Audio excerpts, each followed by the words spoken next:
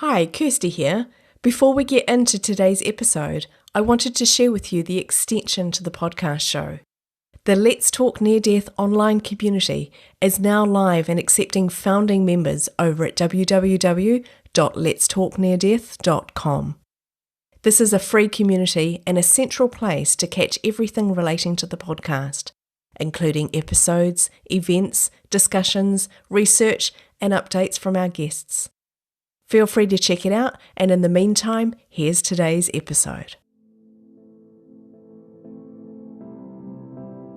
I looked down and I could see my body stuck in the mud at the bottom of the lake. And I just looked and said, "Oh, that's funny. It looks like my body." And I'm about, I would say, almost halfway to the light, wherever that is. And then in a moment of no time, I pop into this giant sphere about the size of a coliseum or a football stadium. And I'm hovering in the middle. Today, I'm excited to be talking to Andy Petro, who had a near-death experience in 1955 when he drowned. He's now in his 80s, and I'm so happy to have him here on the show. And Andy remembers his experience like it was yesterday.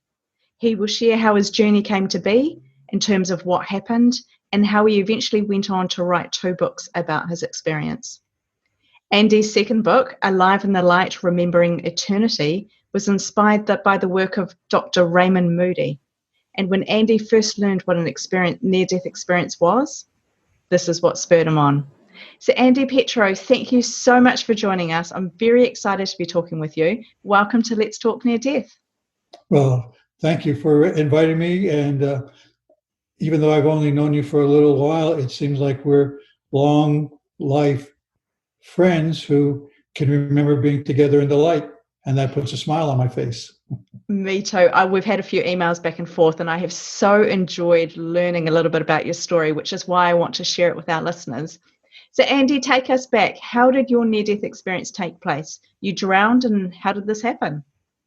Okay, it started 2 days before graduation from high school here in the U.S., and I was living in Michigan, right outside of Detroit. And our class had voted to spend the last days together by celebrating at a picnic at a nearby lake. So our entire class, which was about 150 students, went to the lake and we're going to have fun. So I got dressed in my swimsuit. We started playing games and everything. And after lunch, a lot of my friends were swimming out to a floating platform, which was about 50 to 100 yards offshore.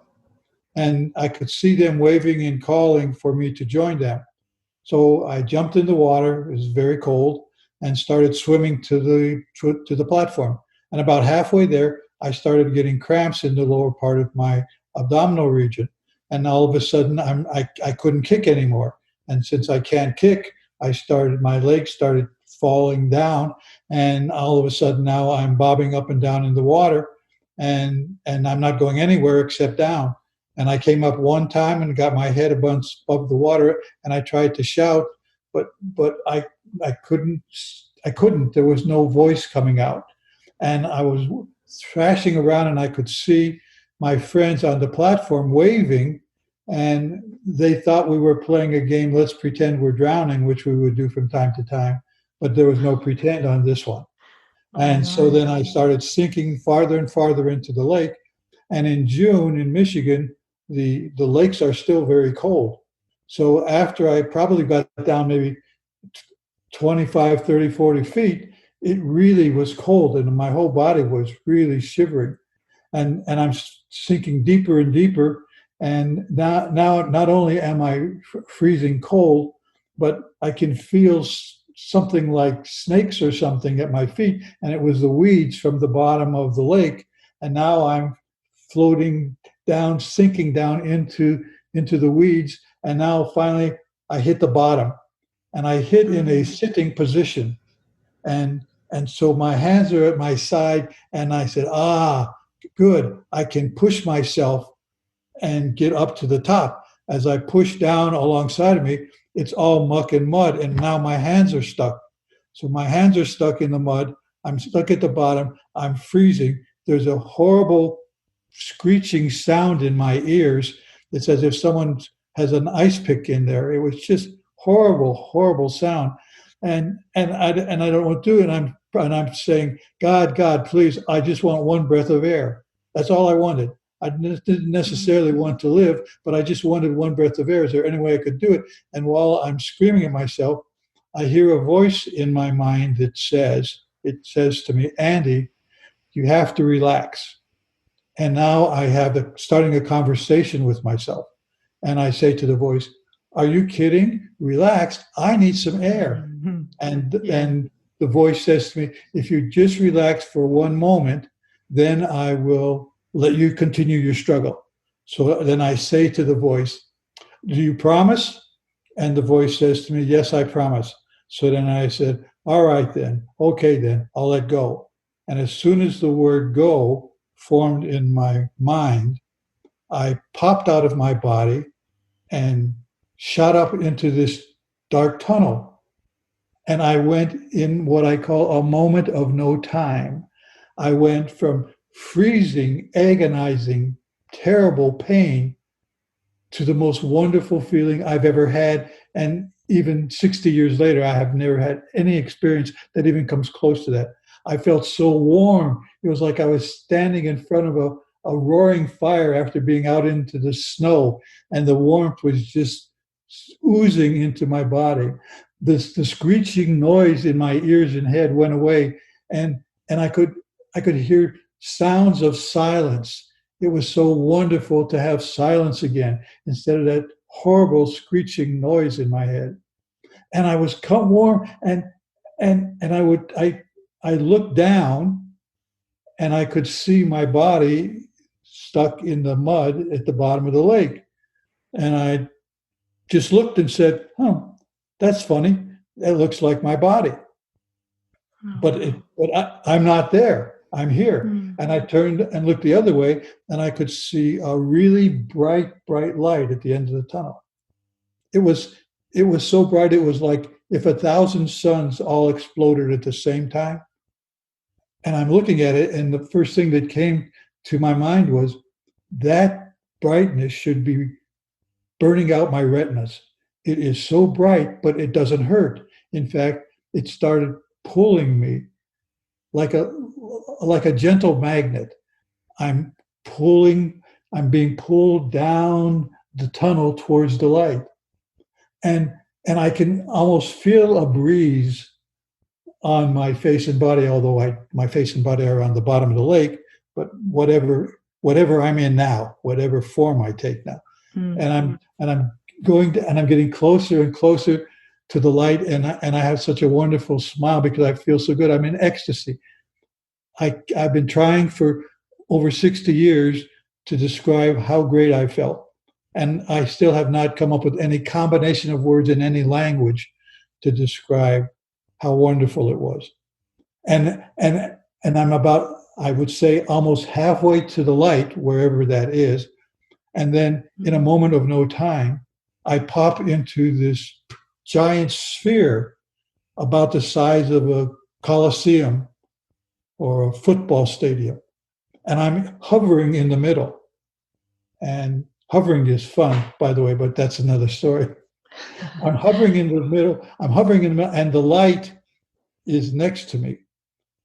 And we are reviewing the entire surface of the sphere in every direction, up, down, left, right, bottom, top, all around, are little miniature pictures of me.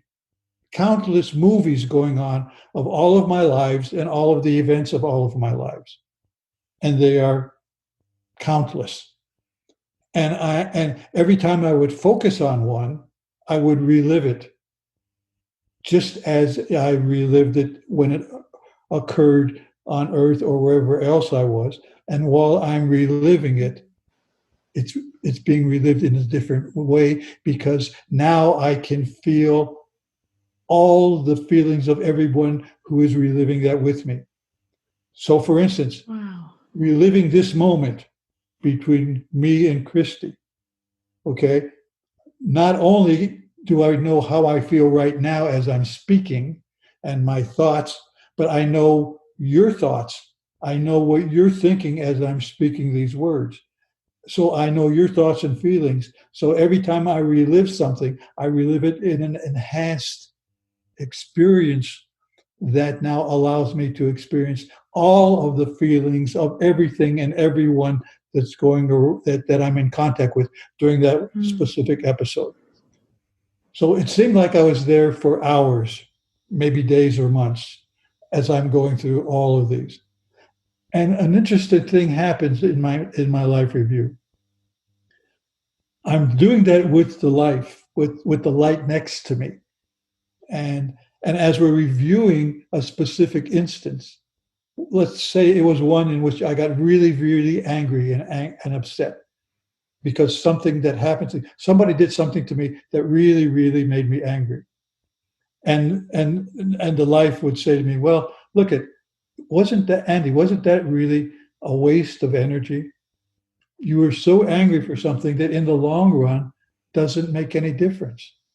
Because in the long run, both you and the person that you're really angry with are going to be in the light anyway. You're just experiencing something that both of you chose to experience. Wow. So as we view all those things, we started to laugh at how serious I was taking life. Now, come on, Andy. Yeah. Really now. What do you do? We're here in the light review. Look at how you really bought into this being on planet Earth, that you think all of this is real. It's not real. It's like going to a Broadway play in which you're in the audience, you're looking at the play, and it's so well done that you project yourself as one of the characters, and while the play is going on, you believe that that's truth, that that's reality. But in a half hour, when the play's over and the curtain comes down, then you walk off and you say, that was a really interesting experience, but that wasn't real, because real is me walking to my car and going home as compared to the play. So in the light, life on planet Earth is like a giant Broadway play that has 8 billion actors, everyone playing a role that they're choosing to play, but it's not reality. Reality only exists in the light. So that was something that, using Earth terms, blew my Earth head away. Oh, so all of that stuff that I thought was really true isn't really true. It's true because I'm in three-dimensional space and time, okay? It's true that I'm talking to you now, but in the light, it's irrelevant. Because one other thing, let me backtrack just for a minute. The moment that I shut out of my body and looked and was in the tunnel and I'm going towards the light, and I looked back and saw my body at the bottom of the lake, at that instant, I knew that everything that happened to me up to that point and would happen at that point forward was really irrelevant. It was a nice story, but it wasn't really true. Truth only exists in the light. And the truth is that I'm a piece of the light, and that there are an infinite number of pieces of the light who together create the light. And that's reality. And from time to time, the light creates universes and solar systems and planets like Earth, and pieces of the light go down into planet Earth to experience what can't be experienced in the light, because in the light, there is no time, there is no separation, there is no hierarchy. We are all pieces of the same unconditional loving light. So in order to experience evil or happiness, pieces of the light create a planet like Earth, where we go down here. And now as I'm talking to you, I can feel pleasure because I'm enjoying telling you my story. In the light, there is no ability to experience fear, love, evil, goodness, short, tall, fat, skinny, cold, hot, because everything is a fantastic euphoric existence. So anyway, all of a sudden, again, in a point of no time, from reviewing all of my lives, I'm now back in the tunnel. And now I'm getting closer and closer to the light. And now, I'm saying now, he's still using time references because I'm here. So I'm still here, so I have to use them. I'm standing in front of the light, and the light looks like a silhouette, kind of on a shooting target. There are no real features, but there's kind of a head thing, and then the rest of the torso. And the light says to me, "Andy, don't be afraid." And I wasn't. I was terrified at the bottom of the lake. In the instant that I left my body and went into the tunnel, I went from terror to ecstasy. So fast that it could not be measured. That's why I say it's an instant. It's a moment of no time. I'm terrified. I'm euphoric. Wow. Really fast. And so it says to me, "Andy, don't be afraid. Andy, I love you. Andy, we love you." And when I heard, not through my ears because I don't have ears anymore, but I have to use earth terms. When I heard, "Andy, we love you," then the light was now composed of an infinite number, millions and billions and billions of other lights, just like me, other pieces of the light. And they said in a chorus, "Welcome home, Andy." Wow. And I knew them all. People ask me, "Well, how can you know a billion, infinite number of people?" I can't hear because my brain is only a 3-pound brain and it can only contain so much stuff. So when someone asks me, "How much do you remember from the light?" I can remember what I'm telling you, what I wrote about. Do I remember everything? Impossible, because there is no limit to the light. So you can't take something that's limitless and stick it in a 3-pound brain and expect to have enough synapses to remember what is infinite. So, and then this is the best part. What do you mean, Andy? I mean, this is really the best part. I was actually absorbed into the light. When the light said, "Andy, we love you," and I was welcomed into the light, I was absorbed into the light, and I've been trying for years to describe what that feels like. And I finally came up with a somewhat of a simple-minded analogy, but it's the best I could do after all these years. Pretend there's a glass of water here, and that's the light. And pretend there's a spoonful of sugar, and that's Andy. You put the sugar in the water and you stir it. And now you say, "Where's Andy?" Well, where's the light? The sugar absorbed into the light. It is now part of the light. You can't distinguish between the light and sugar. You can't distinguish between the light and Andy because they're now one. A piece of the light is now the light. So that's such a great analogy. That's what I felt like. I felt like I was sugar daddy. And I felt like I was sugar. And I was stirred into this infinite bowl of light water. And although I was still Andy, I remember being Andy. Although I was still Andy, I was now the light. And every other piece of the light there was the light.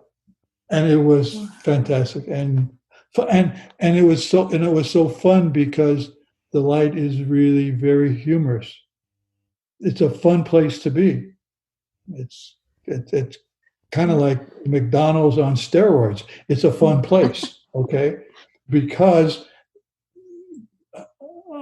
see, I'm I'm feeling things now in a way that if you were measuring, I was hooked up to some machine and measuring how I feel, and I was hooked up to a happiness meter. I would be pegging everything. All the meters would be pegged because just reviewing that over and over again is so cleansing, so wonderful, and so true for me. Because I remember all of that, and the memory that I have with you today is the same memory that I had in 1955 when I was laying on the sand while my friends were pushing the water out of my lungs, and realized that I'm back here, and started crying. And the good news was, if you're a senior boy in high school, you don't cry. But but they thought I was in pain, and I was in pain. But it wasn't from the drowning; it was the pain of leaving the light. When the light said for the third time, "Andy, you have to go back," when I heard the K in back, I was stuffed into my body. And it was a horrible experience because I didn't want to be back here.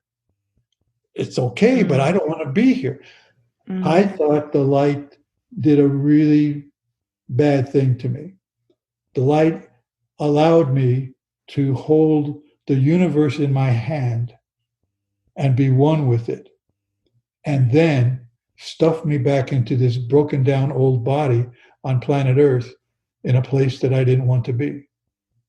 So I was very, very angry at the light for a long time. I didn't know what it was. I had no idea what the experience was. All of my Catholic upbringing was to zero of it helped nothing. Nothing that I ever learned in those first 18 years was able to help me understand what I just experienced.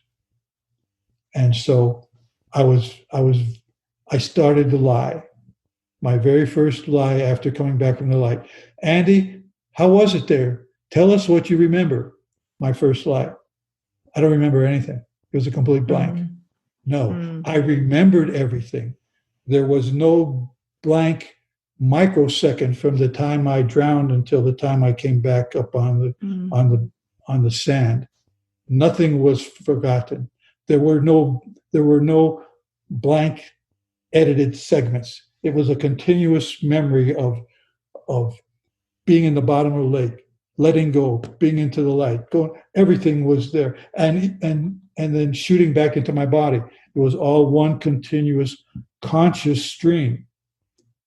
I've been unconscious before. I've been operated on. I know what it feels like when I count from 99 back, and I'm counting back, and I can remember get to 97, and then there's a blank, and the next thing I know, I'm waking up in the recovery room.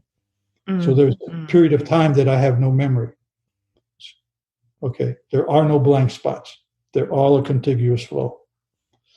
Wow. So I told my first lie to them. I told to myself. I said, "Well, this'll. I have no idea what the hell it was. This will go away. Hopefully, it'll go away."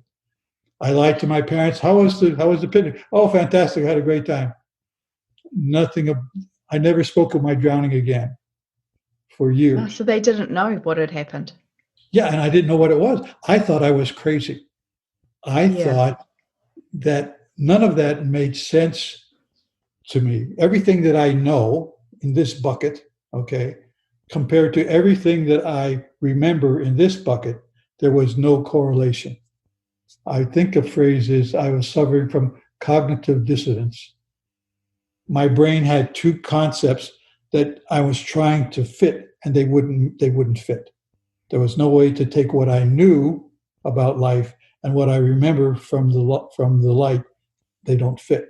So I was almost schizophrenic in that sense, and spent 20 years researching. I researched every religion I could get into. I tried talking about cults. I did meditations.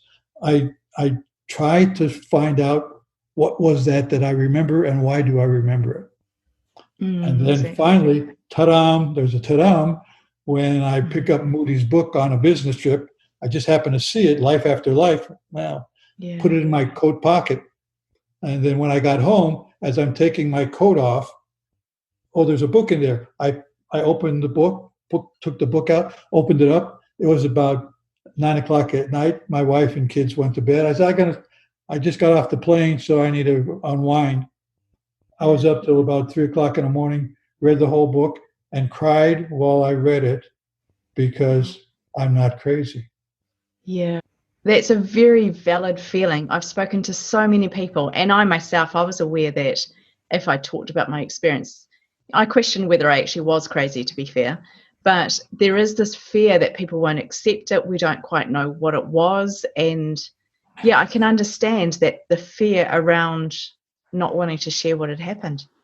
So, I mean, that's from that point on, that when I read Dr. Moody's book in late 70s, 78, 79, somewhere there.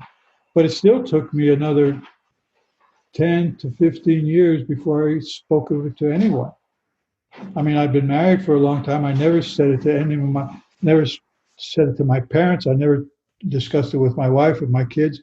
It took me almost another 20 years to get up enough courage, even though I knew it was true, to talk about it. And then after that, I started speaking about it from time to time. Sometimes someone would see me, a friend of mine who had a death in the family, and they were really stressed over it and wanted to know if there were any way I could help them. And then I would tell them a shorter version of my near-death experience and explain what I remember from the light, that it's a wonderful place, and all of the things that I experienced there helped a lot of people from time to time, and I like that. That's probably one of the reasons why I'm still here, to speak to you and to speak to other people while I can still tell the story and explain the experience. And it's wonderful. Andy, thank you so much. I'd love to go back to your experience itself. There's one piece that really stuck out to me. It was when you talked about how you were in this place. I think you described it as like a coliseum where you were having what we'd call a life review, and all of the different screens of all the different parts of your life, the videos, sorry, not screens. Were you able to tap into different parts all at the same time, or was it like a time-based process where you started at the beginning and you went through all of the events to a certain point? Yeah, it's. I struggled with trying to describe this because I know it. I know exactly how I feel, but it's like doing two things at the same time. It's like viewing something. This is an example that seems to work for some people. Back in the old days, when movies used to be on reels in a movie theater, and they're going through the projector.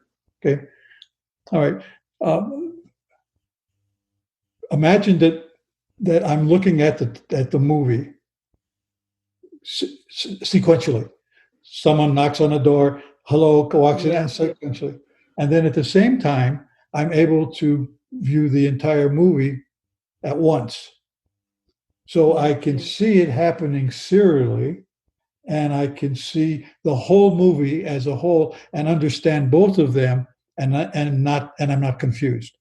I'm confused here in three-dimensional space because we're in time. 5 minutes ago I was talking about something else. Now I'm talking about this.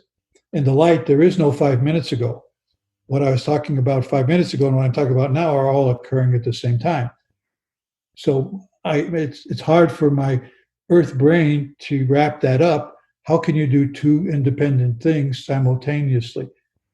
How can I look at my life in a million different pieces all at the same time and understand them, but be able to focus on one and knock on the door and walk in and how are you at the same time that I'm looking at everything that's going on all at once. So I'm filled with a lot of paradoxes. Okay, I've experienced things that really don't make sense in three-dimensional space and linear time.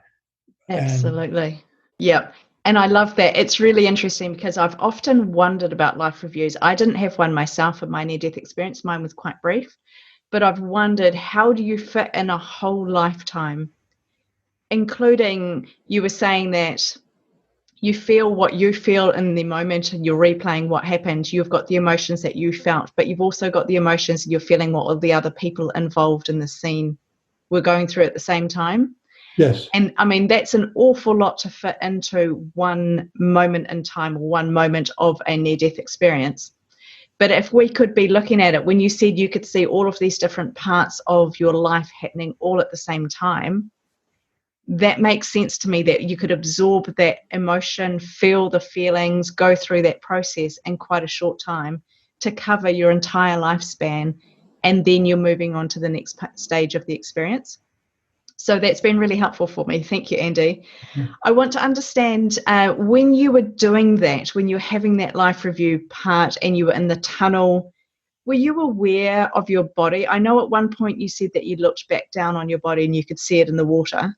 Were you aware of it, and were you aware that you were dead and outside of your body? I was not aware that I was dead. Okay. Now here comes another contradiction. I knew that I wasn't in my body because it wasn't. I'm here in the tunnel, and I can see my body stuck at the bottom of the lake that was all black, and how I could see it, it's irrelevant. But that didn't even bother me. How can you see something? Well, because you're in the light and you can do whatever you want to do. There are no laws of physics in the light that cause things to happen here on Earth. Those things do not happen in the light. So when I was doing that, when I described my body as this, I felt when I was going down the tunnel, the only time I could feel, I was going down the tunnel towards the light. I felt what I would call a breeze. What did I feel it on? I don't, obviously not the body that's at the bottom of the lake, but some other, I had to have a light body, LIGHT body. I had a light body, whatever that. But it takes the five senses and expands to such effects. For instance, sight. When I was born, I had a birth accident, and it damaged my right eye. And for my entire life, I'm a monoversion person. I only see out of my left eye. Okay. So when I'm in the light, not only was I bivisual, I was 360 visual. So in the light, you can see, whatever that means. You can see, I'm aware of everything that's going on all around me at the same time. I don't have to turn my head to see who's in back of me, if there is somebody in back of me. It's just that I can see. I have to use that word because I'm talking to humans and they see things. Hearing. I didn't have any ears, but how did I hear? I was really the receptor. It's like when I play some beautiful music that I really like, and I have these really nice speakers, and the speakers creating the sound, right? Well, when I'm hearing things in the light, I'm the speaker. I'm not hearing it through my ears. I'm vibrating, I'm vibrating whatever sound is coming in my direction. Like an energy type of thing. And the thing that I liked the most, the most in the light was the silence. On planet Earth, silence is just an absence of any audio. But in the light, I heard a symphony of silence. Okay, I know, where's the guy going now? it's different types of silence. And I can't describe it because on earth there are not different types of silence. There's the absence of audio or audio of various types. But in the light, I remember listening to a symphony of silence. What does that mean? I don't know. I can hear it now. I can hear the beautiful symphony of silence, which is not a symphony of orchestras or instruments or voice. It's just various types of silence, and so that's the touch. Touch is another thing. I wrote a couple of poems about these, and one of them is touch. And I could touch. Do I have fingers? No, these fingers weren't there because they were down at the bottom, like I understand that. But when I would touch something, like I would see a rose, a beautiful rose blooming. And when I would touch the rose, not only did I feel the petal, if you ever touched a rose, it still has dew on it, just in the morning. It's such a wonderful, satiny feeling. I could feel that, but I became the rose. Touch allowed me to know what it's like to be a rose, as compared to feeling what the rose feels like. So in touch, in the light, when I would touch something, I would become it. So I knew what it was to be a rose. I knew what it was to be a grain of sand. I knew what it was to be a tree. That's touch. Okay. Taste is the same thing. The taste is. I can't. I'm starting to stutter now because it was so great to be able to taste something. How do you taste, Andy, when you really don't need to eat? I understand. I've had these questions. I know I can't answer that, but I can. If you want it, if you ask me the question, how do I remember my senses from when I was in the light? Yes, I do, and this is what I remember. So they are like supercharged. All my senses are supercharged to such an extent that you just can't help but smile. Smiling is the standard way of being in the light. Smiling and happiness and fun, and it's okay. So that's I don't want to take it too far, but from the senses, to answer your question back, how was your body? My body was supercharged, using the best analogies I can come up with of what it's like using earth words, and it's maybe 10% of what I know, of what I felt, of what I am. When you came back, did you have your vision again, or are you still without vision in one side? Still without vision. I'm still without vision. Were you aware when you're in the experience you're seeing out of both eyes? Did you think about that? Was it something that was in your awareness, or was it afterwards that you thought about it? Yeah, I mean, when I was there, it was, yes, I was aware. That's the way it is. When I went back in my body, I wasn't expecting to see with both eyes again. One of the things that I've probably read a couple thousand NDEs over time, if not more. The thing that once I found out that I did have an NDE, the other thing that concerned me was that I wasn't given any instructions. I wasn't given a manual. I wasn't given something to do. The light didn't say, Andy, I want you to eventually be interviewed and talk to Christy, and Kirsty. None of that occurred. I wasn't told to do anything. A lot of people say, "Oh, they come back because they're going to help their family. They're this." It was just, you're going back. So that was probably one of the reasons why it took me a really long period of time. And then when I finally accepted the fact that I'm still here and it might be helpful for someone to hear my story. That was a long, long time in Earth years from the event. Well, things were very different back then. Like you were saying, this is pre-Life after Raven Moody's book. It was pre-internet. It was very, very difficult to find out these experiences, and you had that threat of feeling like people would think that you're crazy. So it's no surprise to me. However, once you had learnt about that, did you have any feeling, well, not even before then, when you came back, I suppose, did you have any feeling of purpose, even though you hadn't received a manual or any specific instructions? Was there a feeling that there was something for your life and a reason that you came back? Two things. A little while after I came back, after I read the Moody book. After I read the Moody book. Now we're in the 80s, earlier 90s. Now I accept it. Before it was something I was trying to erase. Now I embraced it.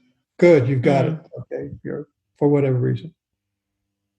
As soon as I accepted that, I found myself waking up in the middle of the night with these images and words spinning around in my head that would now let me go back to sleep. And I would get up.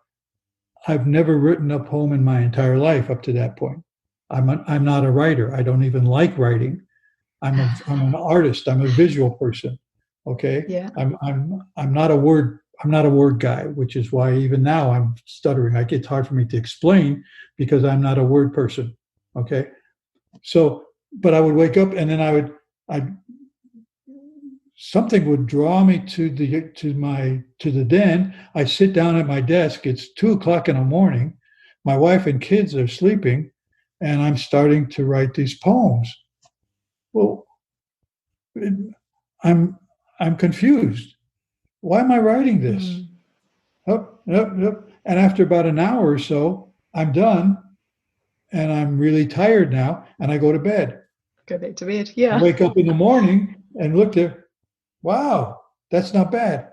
My first question is, who did that? Okay. Now, I know it's my writing.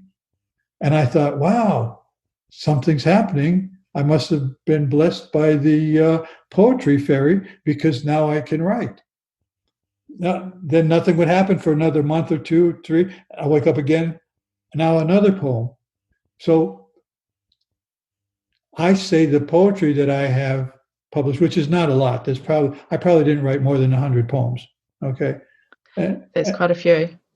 and there are probably 20 or 30 or some published. Okay. So what I found out was that the light wanted me to express my experiences through poetry, and because I'm not a poet, I was a dictating machine. I could see that whiteboard in my mind's eye, and I'm just copying down what I see. I almost never did any corrections. I never rewrote them. They're all in their original state. So I know when I wrote my book, Andy, wrote the book because I did like 15 or 20 versions of it. I threw 19 away. It was really hard writing the book. Yes. Writing poetry was not hard because I didn't do it. I didn't write it. I just wrote it. Okay. Yeah. So that, to me, that was one of the things that I got from the life, which was only for a particular period of time. If you ask me right now, Andy, if you write a poem right now, I'll give you $1 million. I couldn't do it. Make it $10 million. I still can't do it. An infinite number, I could not write because I can't. I'm not a poet. Yeah. But I write the poetry that comes from the light. And even after I published my first book, which had the majority of the poetry in it, and I started writing the second book, which was going to be all prose. As I'm finishing the second book, I woke up 4 more times to write 4 more poems. And I added them at the back of the book. Okay? Yeah. And since then, I've written 0 poems because I haven't been working. I have been awakened in the middle of the night to write. So that's one of the other thing that comes from the light is I have the ability, like right now as I'm talking to you. When I first went to your website and saw your picture, okay, and then listened to the interview you did with David Burnett, David Bennett. David Bennett, with Dave, who I've known from previous times. I felt a connection to you, like I feel right now, and there are people that I meet. The number of them is irrelevant, 10, 20, 100. So that as soon as I meet them, I know there's a connection. I remember them and they remember me from the light. Okay. And when I have that connection, I immediately know that I can stop editing what I say. When I meet somebody for the first time, oh, how are you? Okay, well, let's see, what could it be? Let's talk about sports, or let's talk about travel, or let's talk about vacation. But when I meet you for the first time, when I meet other people for the first time, whatever, there's no editing done. I just speak what I feel like, and without any fear that I'm going to say something that's going to embarrass me or something. With other people, yes, I'm normal, but I have that ability to connect. For the first time that I met my wife, that first night, I knew that we were going to be married. It was just a given. That was not like, oh, okay. And all of my previous experiences were irrelevant at the time because that was it. Did you ever tell her that? Yes. And the first time that I saw our first granddaughter, Lucy May, when I reached for her and picked her up, she's only a few weeks old. They were living in Alaska, so we flew to Alaska, and at the bottom of the escalator, my son and Lucy May were there, and I picked her up, and she was a few weeks old, and she didn't even move or jerk or anything. And I held her, and I knew that she was a soul that I knew. She was an old soul coming back. That was Lucy May. And but when I went home at the end of the vacation, the first night that I was home, I woke up in the middle of the night and wrote a poem about Lucy May. Oh, wow. And, beautiful. And that I gave her that poem as soon as she could read, so she could read it for the first time. But those are some of the things that occurred to me since my NDE that have never occurred prior, and I can't stop pandemics. I can't heal people. I can't. But what I try to do on a day-to-day basis is people that I meet, I try to make our time together 5 seconds, 5 minutes, or 5 hours, or 5 years as best as could be. I want them to feel good about themselves. So I like being someone who can make somebody laugh, can make them feel good. If I'm walking through the supermarket and I'm waiting in line and I can see that the cashier's had, it's not been a good day for her or for him, then I always find something to say to them to cheer them up, to tell them that I appreciate what they're doing, to make them feel good about themselves, even if it's just a 15 or 20-second conversation.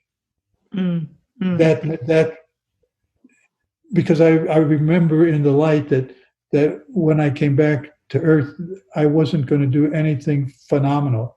I wasn't going to be on the Oprah Winfrey show. I wasn't going to sell 50 million copies of the world's greatest book.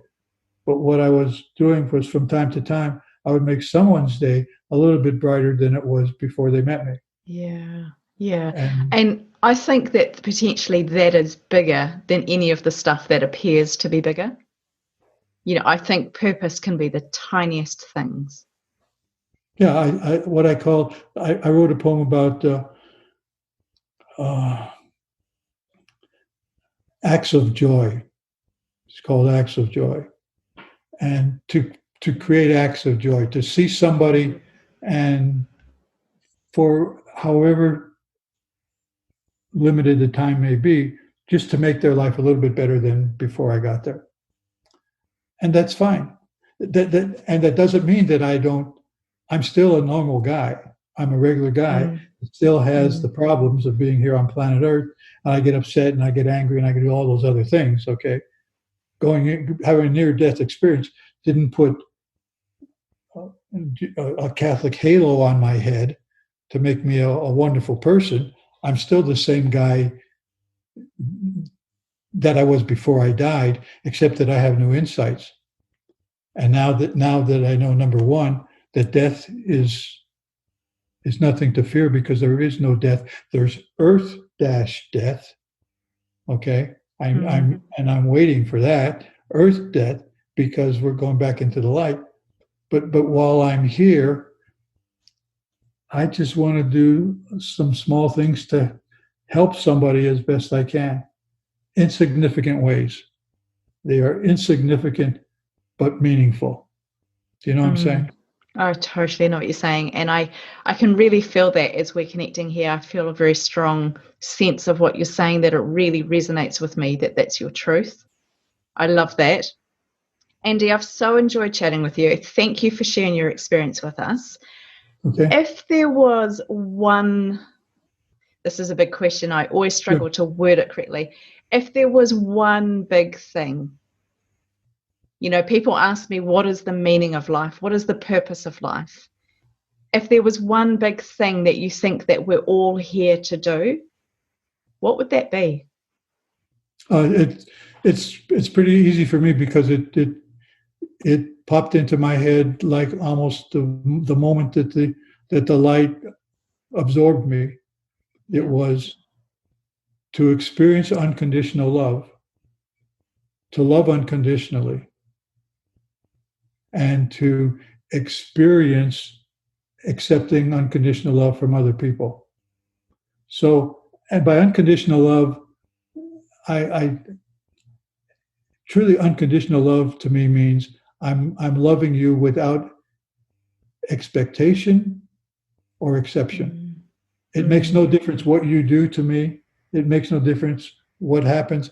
If I truly love you unconditionally, I love you because you are a piece of the light, which makes you a piece of me. So why would I not love everyone? Because everyone is me and I am everyone. There's no reason not to love. I love that. Thank you. And as you're saying that, I'm reminded of where we started right at the beginning of, we take life so seriously, and so much of what we think is important doesn't even matter, because we're all going to this place that we're all going to die. You talk about the earth death, which I find very interesting as well. So it's all about love, a very common theme which comes back through these conversations that I have here. And it's about love, but it's also living our best life and not being too serious. Would you say that that's fair? Yes. Oh, let me just add one thing, because this question I get constantly, and the question is, where do you go after you die? That's the question, and there are variations, 1,000 variations of that same question. And my answer is very short and very clear. You go to the light.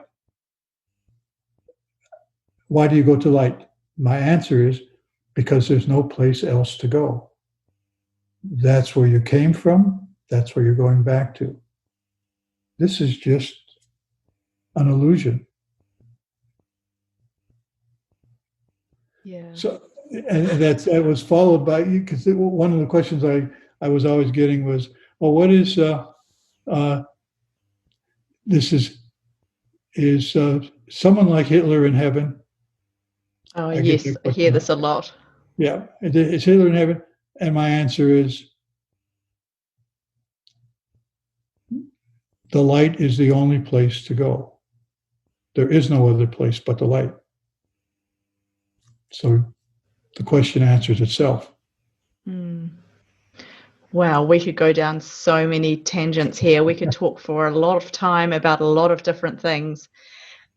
NDE Petro, thank you. I would love to have you back, actually. I'd love to finish some of this conversation because I feel like there are bits and pieces which I'd love to discuss with you. But thank you so much for sharing your story. I know our listeners are going to love listening to this, and I so appreciate your openness and just the gentleness that you carry when you share your story. I think you're very, very brave as well to release your book. Where can we get hold of your book? On Amazon, you can get either one. On Amazon or Apple Books or Barnes & Noble. It's usually around. If you just do a search on Andy Petro and either of the books, they're available.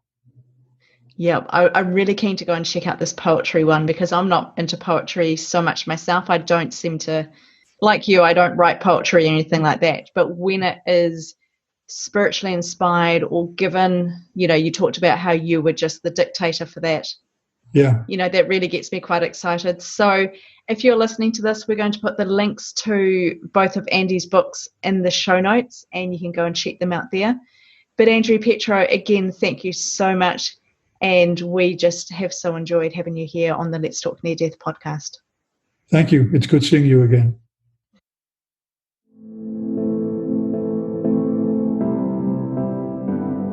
Thanks for joining me for another episode of the Let's Talk Near Death podcast. Don't forget you can join the free online community over at www.letstalkneardeath.com, and I look forward to sharing another episode with you soon.